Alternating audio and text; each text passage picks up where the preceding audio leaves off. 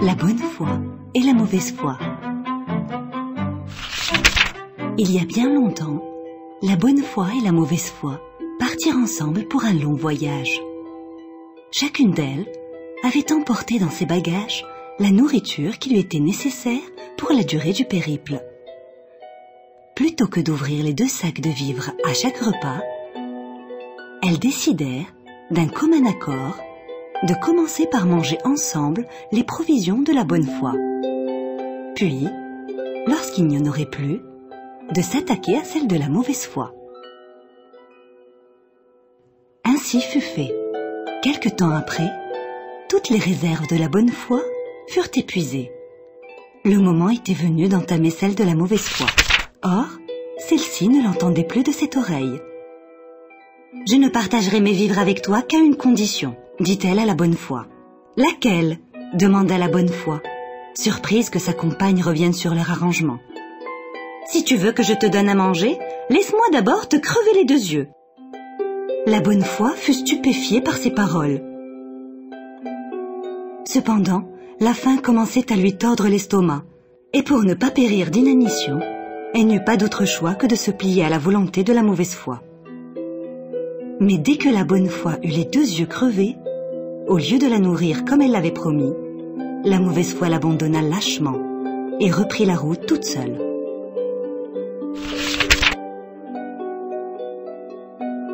Aveugle et affamée, la bonne foi essaya de poursuivre le voyage, mais, n'y voyant rien, elle ne cessait de trébucher, de tomber et de se relever. Fatiguée, elle finit par se réfugier sous un arbre pour prendre quelque repos. Elle s'endormit jusqu'au coucher du soleil. C'est alors qu'arrivèrent le lion et l'oiseau. L'un et l'autre habitaient dans les environs.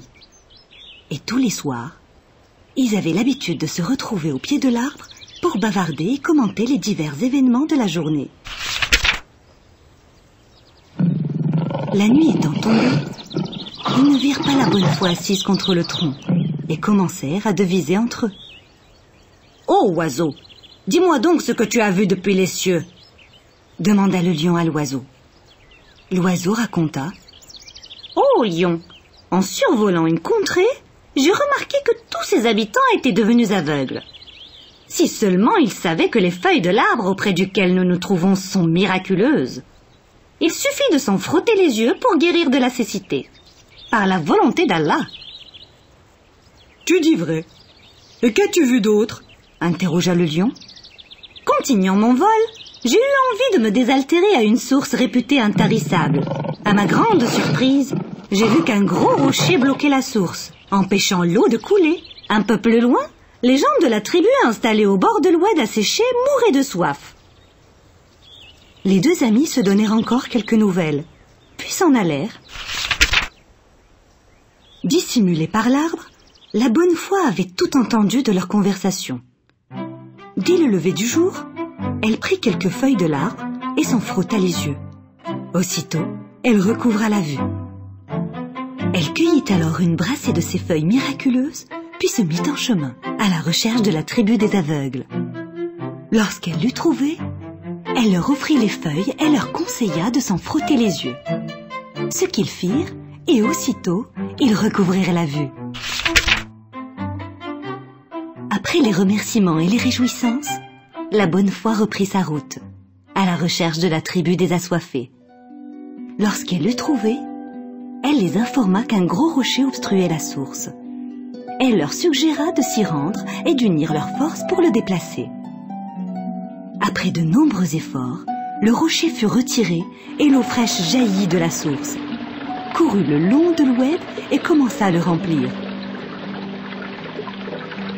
Avec l'eau, ce fut la vie qui revint dans la tribu. Fous de joie, les habitants invitèrent la bonne foi à rester avec eux et à ne jamais les quitter. Dès lors, elle vécut dans le bonheur et la paix parmi les gens de cette tribu qui, en reconnaissance de ses bienfaits, la comblaient de toutes sortes d'attentions.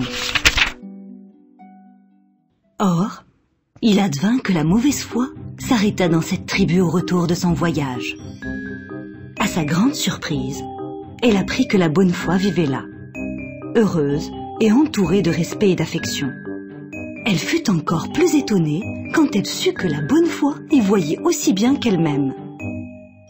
Brûlant de curiosité, elle décida d'éclaircir tous ces mystères et se rendit chez la bonne foi. Avec beaucoup de malice, elle feignit de s'être inquiétée de son sort et d'être contente de la revoir. Puis elle lui demanda de lui raconter tout ce qui lui était arrivé depuis qu'elle l'avait quittée. La bonne foi, qui lui avait pardonné depuis longtemps, parla en toute confiance de la conversation qu'elle avait surprise entre le lion et l'oiseau, de l'arbre aux feuilles miraculeuses et du gros rocher qui obstruait la source. Rongée par l'envie, la mauvaise foi voulut vivre les mêmes aventures miraculeuses que la bonne foi. Elle partit aussitôt en quête de l'arbre sacré. Lorsqu'elle l'eut trouvé, elle se cacha à proximité et attendit patiemment que la nuit tombe. Au coucher du soleil, le lion et l'oiseau arrivèrent pour leur rendez-vous habituel. Comme tous les soirs, ils s'apprêtaient à s'échanger les nouvelles de la journée. Lorsque l'oiseau annonça « Il y a un espion par ici. Notre conversation a été divulguée. » « Un espion? Qui cela peut-il bien être ?» demanda le lion. « Nous allons chercher ensemble le coupable et le punir !» déclara l'oiseau.